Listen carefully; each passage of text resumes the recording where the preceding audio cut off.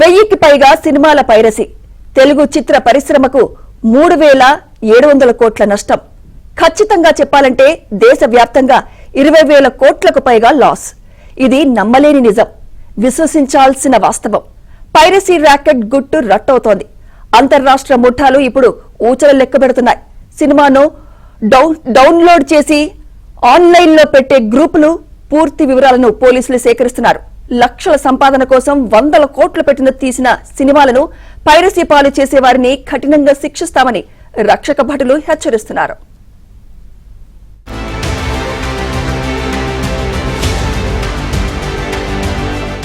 Piracy దెబ్బకు అల్లాడిపోతున్న తెలుగు చిత్ర పరిశ్రమ.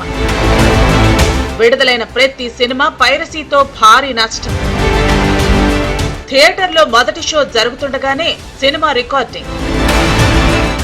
అసలు విషయానికి వస్తే అతిపెద్ద పైరసీ మాఫియాను తెలంగాణ సైబర్ క్రైమ్ పోలీసులు అరెస్టు చేశారు.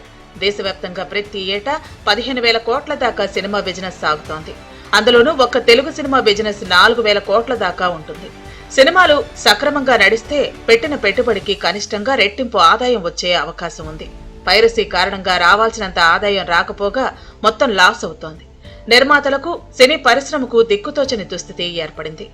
ఈ క్రమంలోనే పైరసీపై ఉక్కుపాదం మోపాలని తెలంగాణ పోలీసులు నిర్ణయించుకున్నారు. పకడ్బందీగా దర్యాప్తు జరిపారు.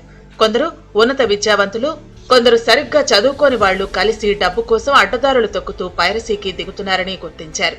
దేశంలోని అన్ని భాషల చిత్రాలను వాళ్లు పైరసీ చేసి డబ్బులు దండుకుంటున్నారు. దీనికోసం ప్రత్యేకంగా టెక్నాలజీ తెలిసిన టీం రంగంలోకి దిగింది.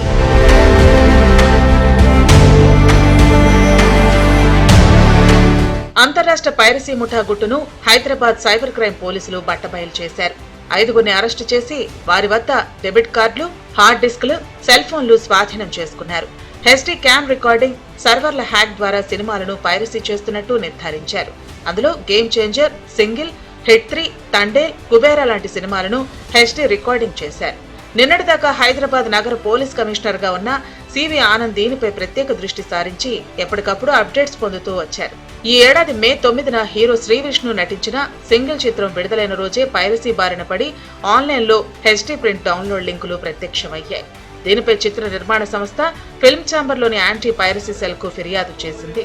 సెల్ ప్రతినిధి మణీంద్ర నగరంలోని ఓ ప్రముఖ థియేటర్లో ఆ సినిమా పైరసీ జరిగినట్లు గుర్తించి సైబర్ క్రైమ్ పోలీసులకు ఫిర్యాదు చేశారు. దీనిపై ఇన్స్పెక్టర్ నరేష్, ఎస్ఐ మన్మోహన్ గౌడ్ బృందం దర్యాప్తు ప్రారంభించి సాంకేతిక ఆధారాలతో వనస్థలిపురం ఎన్జిఓస్ కాలనీలో ఉంటున్న జానకిరణ్ కుమార్ ను జూన్లో అదుపులోకి తీసుకుని విచారించారు. అతను ఏడాదిన్నర వ్యవధిలోనే 40కి పైగా చిత్రాలను పైరసీ చేసి 40 లక్షలు సంపాదించినట్లు విచారణలో తేలింది. కిరణ్ ఖాతాకు క్రిప్టో కరెన్సీ పంపిన తమిళనాడుకు చెందిన సుధాకరన్, బీహార్కు చెందిన అర్సలాన్ అహ్మద్లను పట్టుకుని ఆరా తీగా 2 కీలక నిందితుల గురించి తెలిసింది. వారే సిరిల్ ఇన్ఫాంట్ రాజా అమల్దాస్, అశ్విని కుమార్ అని నిర్ధారించారు.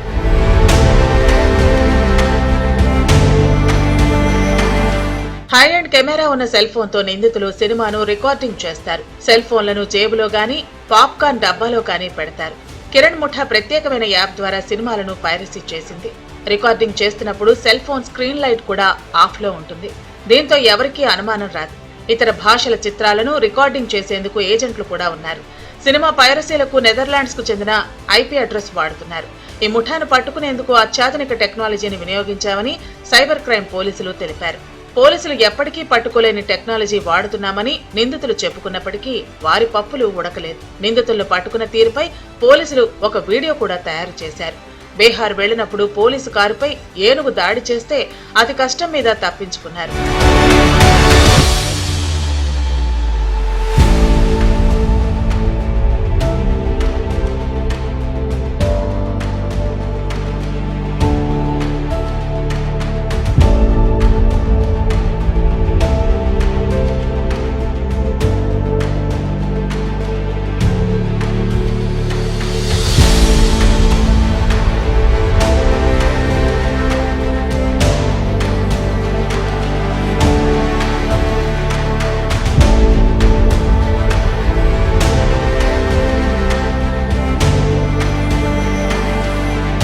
పైరసీ చేసి 4 రూపాయలు సంపాదించాలనుకున్న కుర్రాళ్లు అతిపెద్ద రాకెట్లో చిక్కుకున్నారు. తాము పైరసీ చేసిన సినిమాలను వెబ్సైట్లలోకి అప్లోడ్ చేసేవారు. తమిళనాడుకు చెందిన అమలదాస్ ఇందుకు కీలక సూత్రధారి కాగా వీక్షకులు ఆ సినిమాలు చూసినప్పుడు బెట్టింగ్ యాప్స్ కనిపించేవి. సర్వర్ ఐపీ అడ్రస్లు నెదర్లాండ్, పారిస్ లో ఉన్నట్లు అమర్దాస్ చూపేవాడు. కొత్త సినిమాలు పైరసీ చేసేందుకు ఆన్లైన్ గేమింగ్, బెట్టింగ్ యాప్ల సంస్థలు సహకరిస్తున్నట్లు అతడు పోలీసులకు వెల్లడించాడు. వారు తమ సినిమా పైరసీ వెబ్సైట్లలో బెట్టింగ్, గేమింగ్ యాప్ల ప్రకటనలిచ్చి అమాయకులను ఉచ్చులోకి దింపి సొమ్ము చేసుకునేవారు. దీనికి ప్రతిఫలంగా తనకు ప్రతి నెల $10,000 ఇస్తున్నట్లు అమలదాస్ వివరించాడు.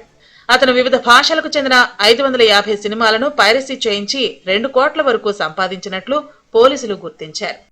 HD మూవీస్ అన్ని HD కాపీస్ అవన్నీ were pirated directly from the servers of the company. ఇప్పుడు ముఖ్యంగా మొత్తం గేమ్ నడిపించేది ఎవరు? వీళ్ళు గేమింగ్ బెట్టింగ్ యాప్స్.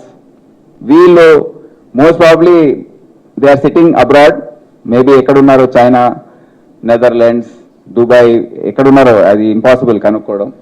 వాళ్ళు ఈ విధంగా అడ్వర్టైజ్మెంట్స్ ఇస్తుంటారు. ఫోరాబెట్, క్యాసినో వెల్కమ్ బోనస్, ఈ విధంగా అడ్వర్టైజ్మెంట్స్.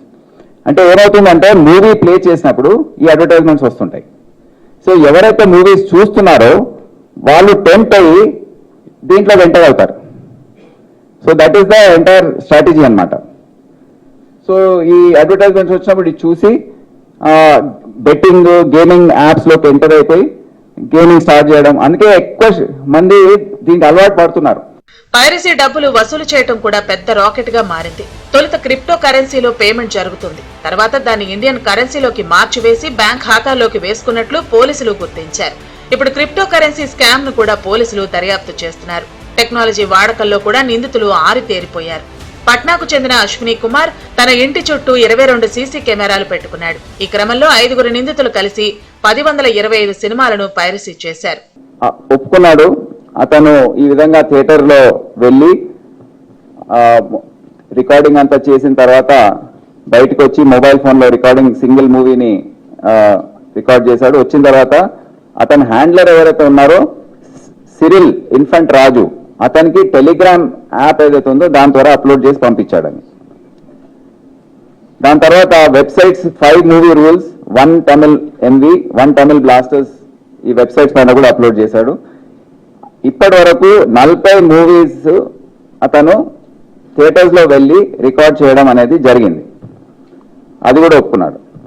మళ్ళీ ఎందుకు చేస్తున్నావు అంటే అతని ఆదాయం క్రిప్టో కరెన్సీ కాయిన్స్ ఏదైతే ఉన్నాయో DCX and ZPay through Telegram ఆయనకు ట్రాన్స్ఫర్ అవుతుంది. పైరసీ చేస్తూనే సైడ్ బై సైడ్ ఈ ముఠా చాలా వ్యవహారాలు చేసింది. ప్రభుత్వ వెబ్సైట్లు, బ్యాంకింగ్ సర్వర్లను వాళ్లు హ్యాక్ చేశారు. ఆ సమాచారం మొత్తం తమ హార్డ్ డిస్క్ లో పెట్టుకున్నారు. అదేమని పోలీసులు అడిగితే కిక్కు కోసం చేశామని చెప్పుకుంటున్నారు. 23 నుంచే ఇది స్టార్ట్ చేశాను అనేసి మనకు చెప్పాడనమాట. అట్లాగే ఇవి షేర్ చేసినందుకు వాళ్ళు పంపించిన ఏవైతే USDT ఉన్నాయో అవి డిఫరెంట్ వ్యాలెట్స్ లో సేవ్ చేశాడు.